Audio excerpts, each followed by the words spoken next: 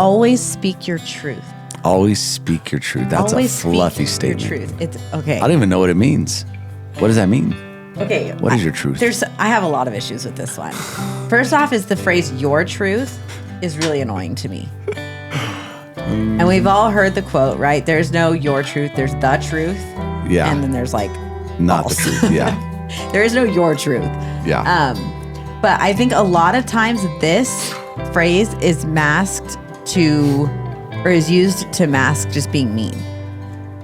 Right? Yeah, that's a good point. Yeah, that's a good point. It's true. Yeah. And so like my general rule with my kids is like, if somebody can't change something in like 3 seconds, Yeah. you don't need to point it out, right?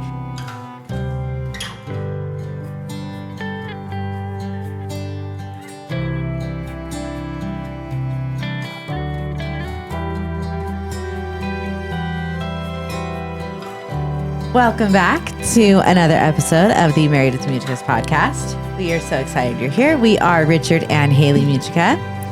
We have been married for 12 years. We have 4 kids. We homeschool. We run a home-based business. We are very beginner homesteaders and all the other fun home things.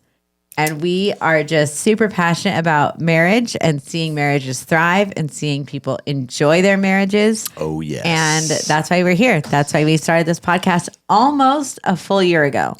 Which is, It's almost a full Almost. year? I think it'll be a year in April. I'm going to have to go back and check when our first one was. Wow. So we started recording in February. So we've been recording for over a year.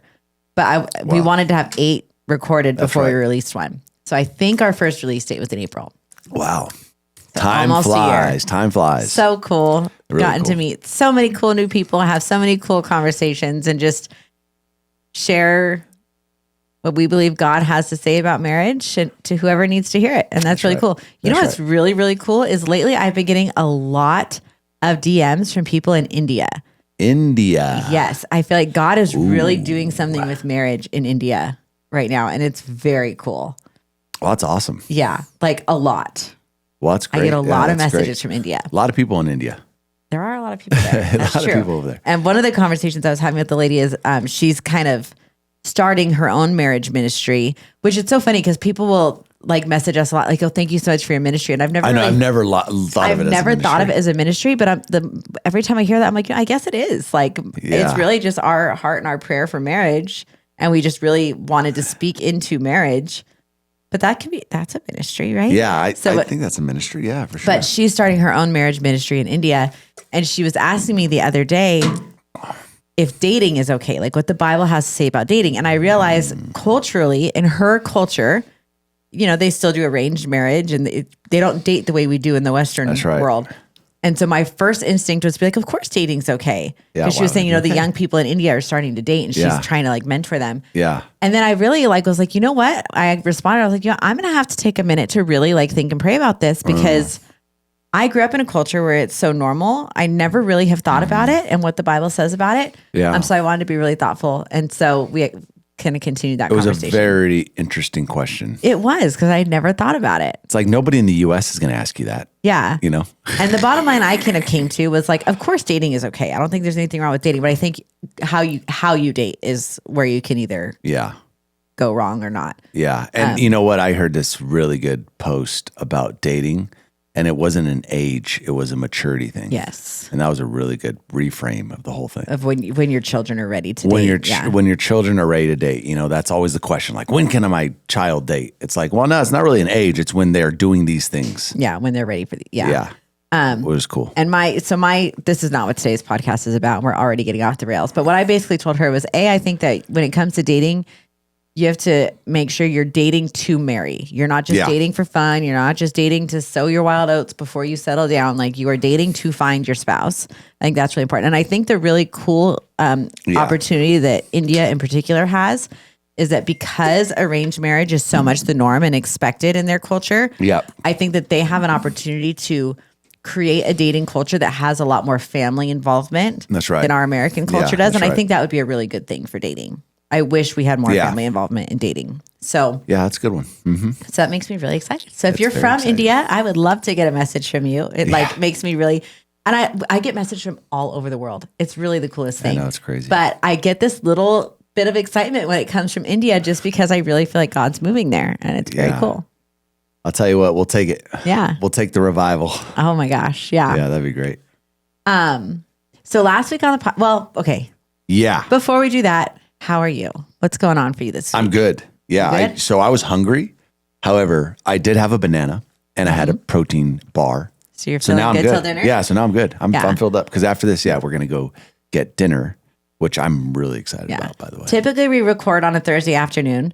That's a little bit for different. reasons we'll get into in a minute. We're not recording this Thursday afternoon. So we're recording on date night, which is Monday nights for us. So we're going to do our little podcast and then go have dinner and enjoy our date night. The date podcast. This is our date podcast. But I'm doing good. Yeah, you're good. Lots of fun business things happening in your world right now, which is fun. New accounts and it's exciting and Yeah. We got some things popping. You know, it's good. With the business is a lot like life. It ebbs and it flows. You got the peaks, you got the valleys, and all along you just kind of take the punches with the good stuff, you know? Yep. Yeah, it's interesting. Yeah. Yeah. Yeah. And in our little homestead news, we have our chicks hatching this week, which is so exciting. Yeah, it's crazy. We've had our little eggs in the incubator and now they're getting ready to hatch, hopefully Thursday, which is why we're not recording Thursday. I completely cleared my schedule for Thursday so we can be home for that. We should have chicks this week. The kids went to horseback riding today, which is my favorite day of the week. I just sit out there and I watch the horses and I watch my kids ride really horses. Cool. It looks really cool. It's the best. So Monday's a good day. Yeah, I'm really curious to see how many chickens pop out of this thing. We have 19 eggs. 19 eggs. And my biggest fear is that I just completely screwed something up along the way and we're going to get no babies. And our kids are going to be so disappointed. And I have my brother and his wife and their 2 kids and my mom coming over on Thursday to watch the magic. And I'm just so scared it's going to be nothing. There's nothing. I'm so worried about it. You guys all came for nothing. Oh my gosh. Last Wednesday, I was candling the eggs, which is where you hold it up to a flashlight and see kind of what's going on inside and make sure they're viable. Yeah. And I dropped one. You guys, I dropped in front of the kids. One in front of my boys. Oh my God. It cracked. It started bleeding. Murder. I am now known as a chicken murderer to my children. They are convinced that was going to be our favorite chicken. And I killed this poor baby. I still feel really terrible about it. Yeah. Not good. Yeah. But you know what? But hopefully we have lots of healthy babies coming this week. A lot of chickens. Lots of chickens. Anyways, okay. So last week on the podcast, we talked about spiritual leadership. And what that looks like in a real life with a real family, with a real dude at the helm. Yeah. Not kumbaya around the fire, singing hymns and yamashas. Yeah, that is not... You're so weird. That is not what our home looks like. And I would still consider Richard just... top tier spiritual leader. So we kind of talked about what that looks like in our home and how Rich does that and how I support him in that. Yeah, it was a good one. So today on the podcast, we are talking about popular or common marriage advice you'll hear that's actually dead wrong and or unbiblical. Ooh, yeah, there you go. That's a good way of saying it. Our typical point of view is culture versus the Bible and how do those differ? That's how we approach most things. And so we're doing that with this marriage advice. What's good advice, what looks good on the surface but is actually not, and what is actually counter to the Bible. Some of it just might shock you. Maybe. Who knows? Turn into a mystery segment. We'll play some of the mystery music and really get after it right now. Mystery number one. Anyways, hold on. The babysitter just texted me. No. Okay. So our we first piece of advice. Well, do you have anything to say before we start? No. Yeah, I think we should just drop it hot and let the words speak for themselves. Yeah. And okay. So before we drop it hot, I would like to say, whenever you're getting advice from people in marriage, I think I'd be very, very cautious who you take advice from. Yeah. Right? And sometimes you can get a word of caution from somebody who didn't do it right, and that's okay. But in general, if somebody doesn't have the marriage that you want or the family that you want, you kind of need to take their advice with a grain of salt, right? If they're telling you if it's one thing for them to tell you hey, this is the mistake I made, don't repeat it. It's another thing for them to tell you how you should do things when their result isn't what you're looking for. Yep. So keep that in mind with all advice that you get. Yeah. Benjamin Was it Benjamin Franklin? He had a great quote. He said, I've never met a person that I haven't learned from. Yes. But most of the stuff I learned was stuff that I shouldn't do. Yeah.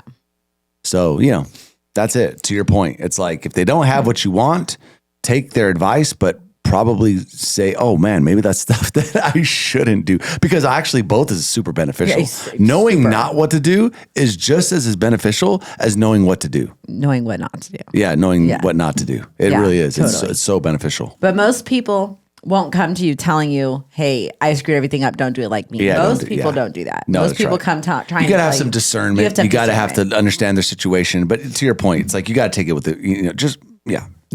Watch out. Yep. Be advised. Yes. Okay. So the first piece of advice that sounds nice on the surface. Hit me with it. Is always speak your truth. Always speak your truth. That's always a fluffy statement. Your truth. It's okay. I don't even know what it means. What does that mean? Okay. What is your truth? I have a lot of issues with this one. First off is the phrase your truth is really annoying to me. And we've all heard the quote, right? There's no your truth, there's the truth. Yeah. And then there's like not false. the truth. Yeah. There is no your truth. Yeah. But I think a lot of times this phrase is is used to mask just being mean. Right? Yeah, that's a good point. Yeah, that's a good point. It's true. Yeah. And so like my general rule with my kids is like, if somebody can't change something in like 3 seconds, you don't need to point it out, right? If someone's got food in their teeth, you can let them know, hey, you got some food in your teeth right there. Or that's right. Their hair's flipped the wrong way. Like, oh, hey, your hair's messed up. But if it's like, hey, you've got a mole on your face, or hey, dude, you've got jacked teeth, you keep that to yourself because they can't change it in the next 3 seconds. And I think the same needs to apply to your marriage. And when things need to be addressed, that maybe don't fit into that 3-second rule, I think it needs to be done with so much tenderness and so much caution. And you don't ever want to like humiliate your spouse or embarrass. You know what I mean? Yeah. So what would you say about that one? Always share your truth. Yeah, I'm still don't know what the definition of that is. Let's see. Like what? I don't even know what that means. But I've heard people say it like, "Oh, speak your truth, girl. Speak it, man, speak it." I'm like, well, okay, speak it. However, first, let's define it because I don't know what that means. Like, is that just saying like, if you think it's true, you think it's you're true. Being honest. You're just being honest. You're just being honest. Speak your truth. Yeah. To your point, I mean, dude, look, if you're listening to this podcast, it's probably because you follow the Bible. Mm-hmm. And to your point, it's like the only truth is the Bible. So it's like, yeah, speak your truth, but make sure it's biblical because if it's not, then you're speaking nonsense. Right. You're literally speaking your truth, but to your point, ridiculous. not the truth. Yeah. And so it's a ridiculous statement. It's something that it sounds nice, like, oh yeah, speak your truth, like it's a cool Even phrase. That phrase is so like, yeah, it's nice and fluffy and you might put it into a postcard in a book and a love story, but in reality is that will hurt your marriage. Yeah. There is no your truth. Yeah. And this says that not every feeling needs immediate expression. Wisdom filters truth through timing, gentleness, and humility. Exactly. And that's the thing too. Your truth is basically your feelings. And guess what? Feelings come and go, right? I might leave here. Just 5 minutes ago, I was hungry. I was feeling hungry. And then when I get hungry, I'm a little bit more irritated and I'm feeling a little bit more like, a little bit more impatient. And then all of a sudden I had some food. And now guess what? My truth has changed. Mm-hmm. But if I would have spoke the truth in that scenario, right. Imagine, right? It was true though. I would have spoke my truth, but now it's like, I have a new truth. So I'm going to speak this one. So it's like, you're just living through emotion. Yeah, you're vacillating. And you're vacillating. I don't know what that means, but it's oscillating. Oscillating. Maybe oscillating. Right? We're going to have to Google that word. But you don't want to live by your emotions. No, you especially don't. In marriage. It's hard not to because we are emotion-filled creatures, but man, that'll lead you down a dark path. Well, and think about it. Like, you're with a group of people and you make your husband the butt of the joke. Oh my gosh, my husband's such an idiot. You're not going to believe this stupid thing he did the other day. That's your truth. It's true. Yeah. It might be true that he really did do something really stupid yesterday. Yeah. But like, to what benefit is that to your marriage to embarrass your spouse like that? Like the timing, there's just no. Yeah. A simple question you can always ask is, does this serve my husband or like my wife, or does it not serve them.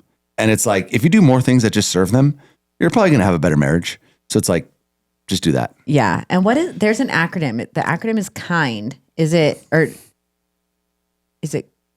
nice? Is it kind? Is it necessary? Is it, I can't remember it. But basically, like, there's an acronym. There's an acronym of like what to filter through your mind before you actually say something. Mm-hmm. It's like, okay, truth isn't just enough of a reason to spit something out. Like, there's got to be more filters. 100%. Don't speak your truth. Yeah. Speak God's truth. You like that, yes, huh? I like that. Man, I just thought of that one. That was a good one. Okay. Okay, the next one that I have is, this one I really don't like either. Set strong boundaries so you don't need your spouse too much. Set strong boundaries so you don't need your spouse too much. Mm-hmm. Okay. I got one that goes on that same accord that I don't like, but okay, tell me about this one.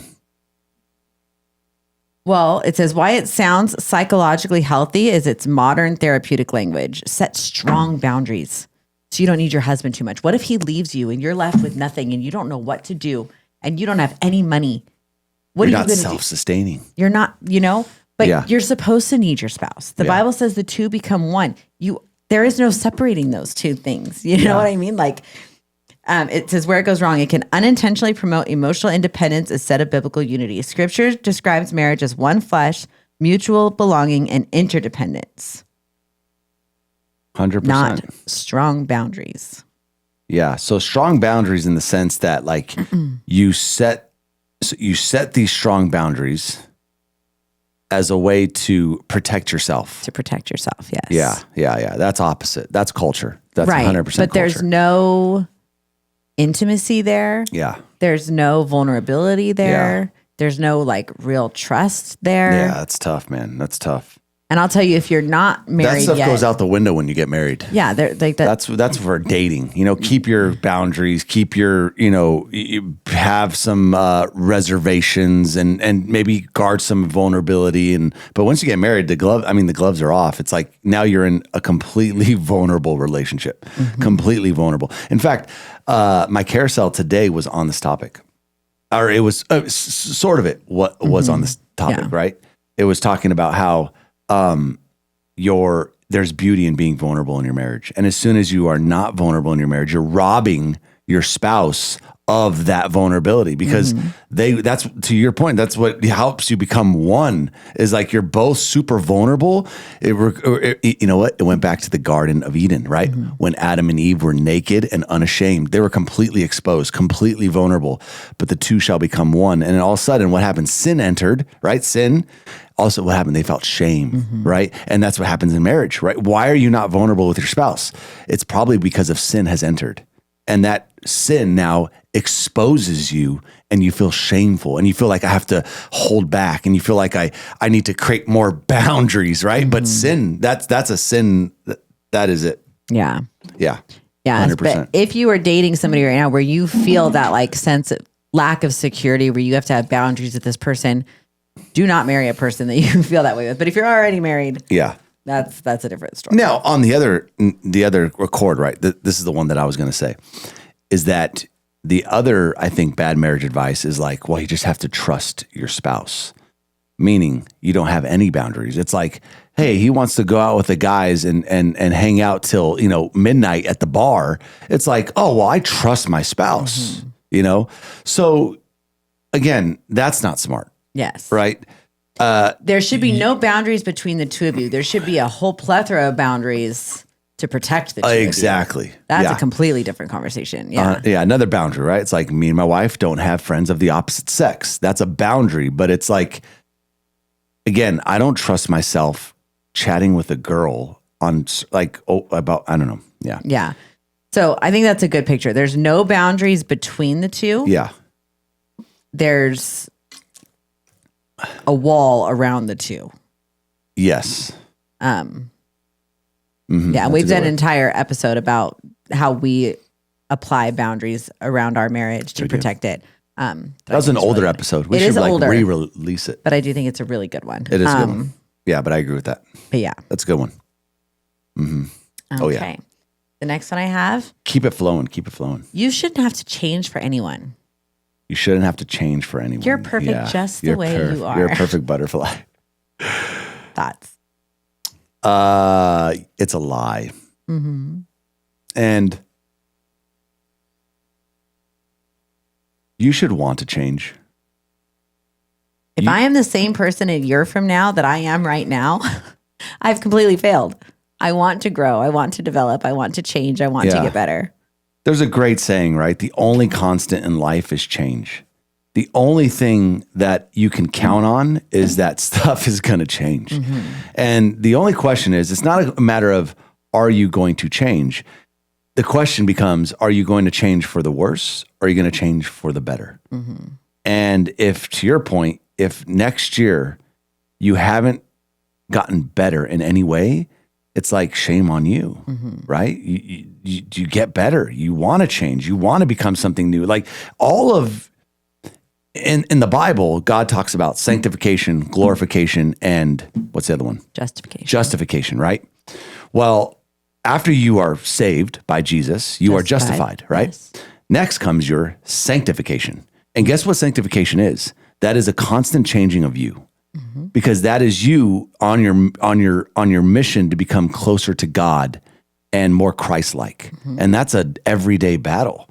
Lifelong. It's constant. A lifelong battle. And it's no different in marriage. Like your marriage is a part of that sanctification process. So it's like, no, I don't have to change for it. Yes, you change. Like, yeah, I want to change. Because, and now this is our theological belief that other Christians even might disagree with, but as a human being, you are a wretched, awful sinner, right?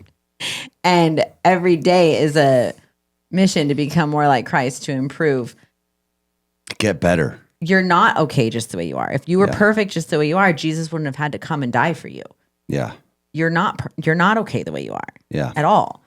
And we went to lunch with a couple after church yesterday, and that was one of the things we were talking about is how, because the husband was talking about the blessing of marriage and, having a fruitful marriage. And I was saying, yes, absolutely. There are blessings that can come in your marriages. It can bless you financially. It could bless you with healthy children. It could, whatever. But I think one of the biggest blessings of marriage that people don't always recognize is that it's one of the best mirrors to reflect yourself and where you need to change. It'll show you your selfishness. That's It'll right. show you your pride. It'll show you all of the ugliest parts of you that you have to change. Yeah. If your marriage isn't showing you the ugly parts, it means that you're kind of like the last one we were talking about. You've got too many boundaries in between the two of you that they can't see the ugly parts. Because if they can see them, they're going to show them to you. Yeah. It's like a mirror. Yeah. Or you just have an extremely passive marriage where nobody is saying actually what they think at all. But it's like, it's not even about your spouse necessarily saying it. It's like it's a mirror that reflects you. Your spouse doesn't even have to say it for you to see it. Yeah, that's a good point. It's like nobody has to tell me I have green eyes. I look in the mirror and I can see them. That's right. Your spouse reflects. Reflects. And sometimes it's the good and the bad. Yes. And sometimes it's embarrassing and shameful. But like, you can't just sit and like convince yourself you're okay with those embarrassing, shameful things. You need to force yourself to change them prayerfully and dutifully. Yeah. I mean, if I look at myself back in the day and I look at myself now, I'm like, oh my gosh, I don't even recognize myself. Thank God I changed. Which that's kind of the scary thing with doing a podcast, right? Is like we might say things today that 2 years from now we don't agree with. You know? It's true. And like we just have to be like okay with changing our mind. I mean, that's why we also do it off the Bible, right? Because it's like if you stick to the Bible, that's not going to change. These principles and stuff are never going to change. Now, our thoughts and opinions around them could change for sure. Like, for example, I've always held very, very firm to the belief that women shouldn't work. Yeah. That's just my personal belief. Yeah. And you really have challenged that a lot, even though I don't work and we don't want me to work, but just that biblically it's okay for women to work. And you've kind of really challenged me in that. And not that I've changed my mind yet, but I'm open to the idea of changing my mind, possibly. But that's one thing that I can look at where I'm like, okay, I have very, very slightly shifted my position on this thing. Yeah. You know what I mean? So like as a Christian, there's so much freedom to still do that, even within the biblical guardrails that God's given us. Yeah. You know, the great thing on that one, the wife working, recently we were listening to a podcast and he made a great point. He said, the wife is to be called a helper, right? That is her job, to help. And sometimes that means financially. Yeah. It's like, I need help and I need help there, right? But now to your point, I do love if you look at the Proverbs 31 woman, her first orientation, her first thing was to the home, right? However, she did work. She did provide. She did do things outside of the home that helped, but her orientation was towards the home. So it's like, I think, working's fine. However, I do feel like women's first inclination and their first battle, maybe you could say, their first love. Their first love is probably the home, should be the home. Yeah. Yeah. But it's a good way of looking at it. Yeah. Okay. You need to put yourself first. See how far that one gets you. Yeah, good. Tell me where that's found in the Bible. It's not. It's not. But it's very cultural, right? We've got self-care culture, and like, things are like a pendulum, right? Yeah. And so, like, especially for young moms with young kids who they can't even get a freaking shower. Yeah. And then we start to tell them, like, hey, take a minute for yourself. Go get a shower. Like, those things are good. And then we swing them too far the other way where it's this kind of stuff. Put yourself first. Yeah. And it's just a pendulum that swings too far. Is there a middle ground where, like, yes, it's okay to take a minute to get in the shower. It's okay to tell your kids, hey, I need 10 minutes to go read a book in quiet in my room and you guys stay out here and leave me alone. Sometimes we have to do that. Yeah. It's a heart posture. It's a heart posture. And I think you really, really have to keep yourself in check with it because it's very easy to get out of balance there where you're now kind of pushing the other people in your family down to prop yourself up. And we don't ever want to do that. No. On the counter of it, it's, the picture that I always think of is that you have to fill your cup first before you can fill others' cups. So there is a balance. There's a balance. Now it's just, but I think it's more of a heart posture. It's like, I am here to help. I am here to serve. I am here to help others. I am here to be Christ-like, right? And I think that's a very Christ-like orientation in life to have. However, you can carry that too far where you're out there trying to save the world and you forget about yourself. And that can cause burnout, depression, anxiety, all these bad things because you're not taking the time to self-care. And if you don't take the time for self-care, eventually you run out of steam. Well, I think it's one of the ways that marriage, especially women, I think women can fall into this. Yeah, I agree. But I think that that's one of the ways that marriage can really be a big blessing is that if I'm pouring myself into caring for you and for your family, but then you're pouring yourself into caring for me, I'm still cared for without having to prioritize myself, if that makes sense. Yeah. You know what I mean? Where you can say, hey, babe, I got the kids tonight. You go get in the bath. It's like, okay. Oh, you know what I mean? Yeah. And that's because you have eyes to see me and to know when that, you know what I mean? Yeah, of course. And so I think marriage can really be a blessing that way. Yeah, it's a back and forth. You know what I mean? Like, oh, I'm going to help you. Okay, you're going to help me. We help each other, and we're on a roll. And in the podcast we talked about last week, where you have the 3 different types of marriage, you can have the taker, giver, giver, right? Well, if you just have one giver and one taker, and say the woman in this instance is the giver, and she's just giving everything, and the husband's just taking everything and never taking care of her. Yeah. Then you're going to get a really burnt out, frazzled wife, right? Yeah. But if you have 2 givers, like we've always said, that's when things work really beautifully. That's the ultimate marriage. Yes, it is. So what was the point you were making? You need to put yourself first. You need to put yourself first. Yeah. Mm-hmm. I would say it's just the wrong heart posture. Yes. There are times where you need to put yourself first. There are times where you need to take care of yourself. I don't know if I'd ever call it putting yourself first, though. Yeah, however you want to mention it, but take care of yourself. That's a good way of phrasing it. Mm-hmm. But yeah, you don't, because look, if you take that heart posture in life, like you got to put yourself first, basically what you become is a selfish parent, a selfish mother, a selfish husband, and then as soon as you're labeled as a selfish whatever, guess what? In the Bible, selfishness is what? Is thrown out with a bucket of bathwater. Mm-hmm. Do you know what I'm saying? Yeah. You don't want to live that life. Yeah. Well, I don't know how this relates, but this is one of my favorite Proverbs, where it talks about, you don't ever want to sit so like in Bible times, for example, if a man was throwing a party, he would sit at the head of the table and hit the seat to the right of him was like the honored guest, right? And so this proverb is saying that if you go to a party and you go and you seat yourself at that honored seat, and the host has to tell you, hey, that seat's for Tom, you need to move down here. So like the further from the head of the table you got, with like the less revered you were at the party. So if you sit at the most revered spot and the host tells you, hey, that spot's for Tom, you need to go sit way back here. Yeah. How embarrassing and how humiliating. That's right. But if you come and seat yourself at that lowest seat. And he says, Tom, come over here. And the host says, hey, this seat right here, this is for you. Yeah. So that it just makes you think of that. The first shall be last and the last shall be first, right? Let somebody say, hey, you come here and you take care of you for a minute. Instead of you taking care of yourself all the time where your family's just like, man, mom is like really selfish. Yeah. Right? Yeah. That's a great point. Instead, good story. Yeah. That's one of my favorite proverbs. It's a good visual. It's a good visual way of thinking about it. That's great. Okay. This is my last one. I don't know if you have any. This is my last one. And we've talked about this one before, but never go to bed angry.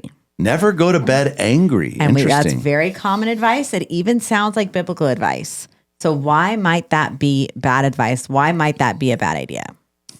Never go to bed angry. Well, I mean, look, you also don't want to go to bed saying things that you regretted and you wish you didn't say, and you can't take back. Mm-hmm. So I think there are times where it's just better to sleep on it. Yeah, 100%. Yes. Yeah. So it sounds wise because it encourages reconciliation, right? Which we always want. But it also forces exhausted couples to resolve complex issues at midnight when emotions are high, logic is low, and defenses are up. So just take a minute, sleep on it. Yeah. There's the scripture, I believe it's in Ephesians, where it says, do not let the sun go down on your anger. And that's where a lot of people get that advice from. Yeah, but it's not talking in that context. It's not talking about the literal sun and not sleeping. When in the Bible, when the imagery that they're using of the sun going up or going down, it's talking about death, right? The sun going down is the death of a person. So you don't ever want somebody to die without saying what you need to say or apologizing to somebody you need to apologize for. Gotcha. So that's really what it's talking about. It's not talking about literally don't go to sleep. It's don't ever not resolve this conflict. Yeah. But it doesn't mean literally right now when you're exhausted and hungry and tired. Yeah. You need Well, look, I said this before, but I am a big fan of this acronym, HALT. You never make a decision when you're hungry, angry, lonely, or tired.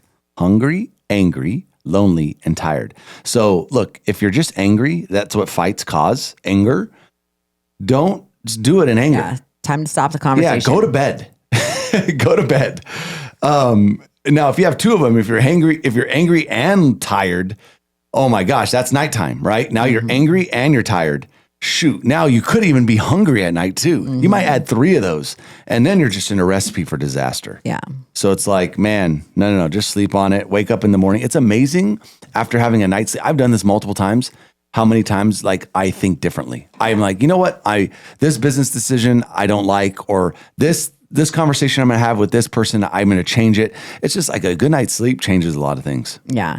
And I have personally had experiences where God has revealed things to me in my sleep where I think he really needed to like bypass my logical brain and like get into the subconscious, baby. And I mean, it sounds crazy, but I've had it happen to me. Yes. And so there might God will reveal something about you being wrong while you're asleep and not heated anymore. And maybe maybe you just need a minute. Yeah. And it's okay to take the minute. So really what it's saying is don't let the anger take root. Yeah. Not solve everything before the sun goes down. Yeah, solve it all. I have a last one. Okay. And this is one of my faves. One of my faves. Right. And it says something like this. Follow your heart. Cliche, huh? Very cliche. Yeah, just follow your heart. Like, what does that even mean? Exactly. I mean, and if you notice with a lot of these, they're very unclear statements. They're very fluffy. They're very fluffy. They're very like foo-foo and imaginary and emotional and all this stuff. But follow your heart is horrible advice. There's no reason to follow your heart. No. Yeah. Because your heart changes. Your heart lies. Your heart is deceitful. Your heart, sometimes it feels like, oh my gosh, my spouse is the best thing ever. Sometimes it feels like, I don't even know how I married this person. But regardless, why would you listen to your heart? Yeah. It doesn't, no, you don't listen to the heart. You listen to the Bible. Yeah. Like, so I think that's just a foo-foo saying that I hear. I even see it in quotes still. Yeah. And with it heart just, postures. It means nothing. And it means nothing. It means nothing. Again, it sounds, I guess, nice. Like, follow your heart. Whoa, that's nice. Just put that on the end of a book or a love story or a whatever. But, when the guy like runs up to the girl, or the girl runs up to the guy at the end and she goes, well, just follow your heart. Like those dramatic scenes where they say those fluffy things. Yeah. That's where it comes from. But it ain't going to work in marriage. No, it's ridiculous. Yeah. Or even we had this post where that was one of the things, like, follow your heart. And this therapy lady, Christian therapist, says, I can't tell you how many times I have heard that in my profession, where I think it's just a horrible advice. Like, just dig into your heart and follow your heart. It's like, oh man, no. Yeah. No bueno. No bueno. What are your thoughts? I mean, I agree. I just think it's kind of ridiculous. I don't even know really what to say about it because I don't even know really what it means other than it's just ridiculous. Well, I think it's kind of like your first one. What was the first one you said? Don't follow your feelings or your... No, what was the first one? It's kind of on that same accord. Oh, always speak your truth. Always speak your truth. It's kind of like in that same realm. Yeah, what does that even mean? Yeah, but it's emotions. It's all emotions. Yeah. So, yeah. Get rid of the emotions. Yep. There's going to be good days and there's going to be bad days. I got this great advice. I don't know if you call it advice, but this guy that I follow, he has like a good saying.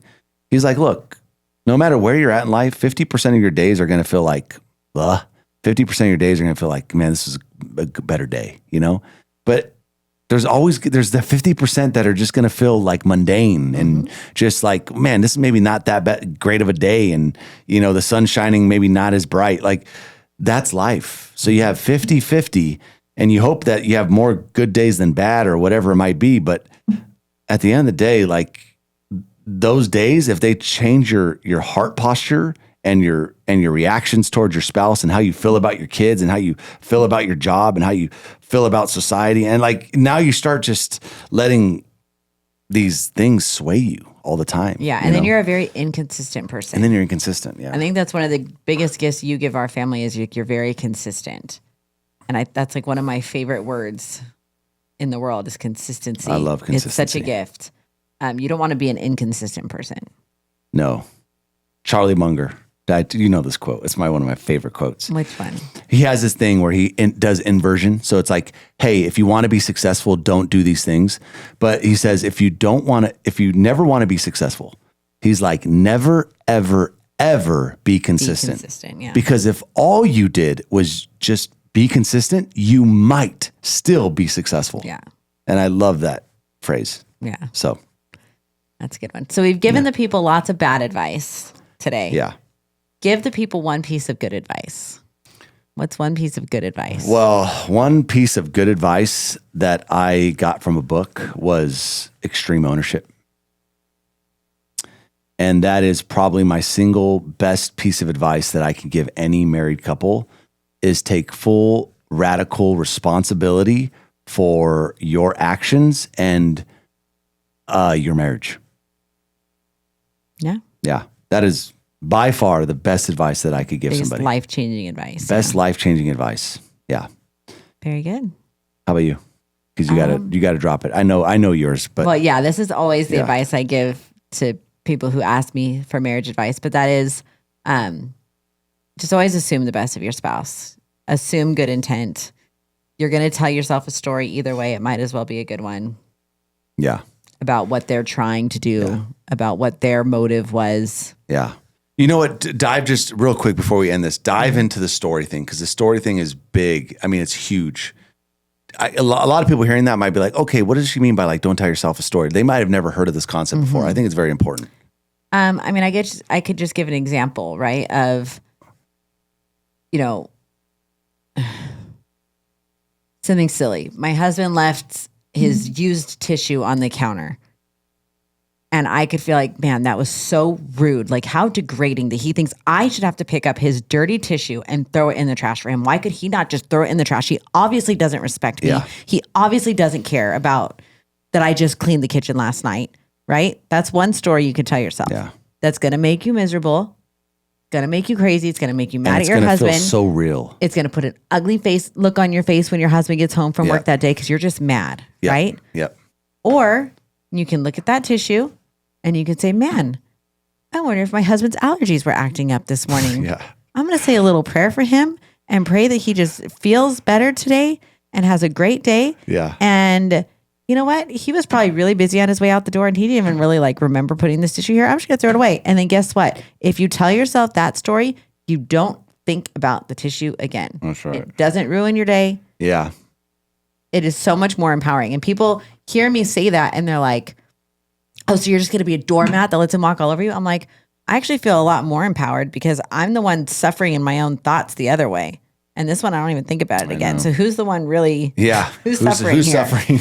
I don't know. It just doesn't make any sense. It ain't me. Let me tell you that. Yeah. But I think that can apply to a lot of things. No, that's the holy grail. Honestly, I know I said extreme ownership. However, like you live and die by the story. And your life can radically change, not by what happens to you, but by the story you tell yourself about what happens to you. Mm-hmm. And that story is like under your control. It's 100% under your control. And as a husband, oh my gosh, my wife turned me down for sex again last night. And man, she just doesn't care about my feelings at all. And she doesn't care. And whatever the story is that men tell themselves. That's right. Or, man, my wife has been really tired. She has had a rough day with the kids. I'm going to say a little prayer for her. Hopefully she has more energy tomorrow. The story. Go to bed. The story. Man, this podcast, we'll just name it The Story. It's a great point, though. Yeah. It's a great point. Anyways, well, cool. We'll leave you with 2 little pieces of good marriage advice and lots of bad ones. Oh, Hope you all have a wonderful week.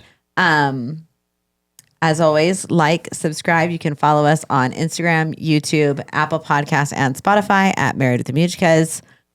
Is there anything Give else? us some love. If you come over to Instagram, you can comment prayer on any one of our most recent posts, and you'll get our free 7-day free. Or you can just click the link in our bio. Oh, will that the get link the in the challenge bio? too? They get the challenge. Yeah. Okay, so a lot of people have been through that challenge. 7-day prayer challenge. Yeah, it's gotten really, really good feedback. It's just 7 days of prayers to do either with. I got a message from a lady yesterday saying that she's going to be doing it on her own because her spouse won't do it with her. I've gotten multiple of those messages. I said, hey, that's great. I was like, let's see what God does in your marriage. That's right. The best. Yeah, that's right. Yeah. And then also we have sparkcheckin.com, which is the marriage app that Rich and I created to help couples stay connected throughout all the different seasons of marriage. And just a wonderful app. It is. It's a great app. So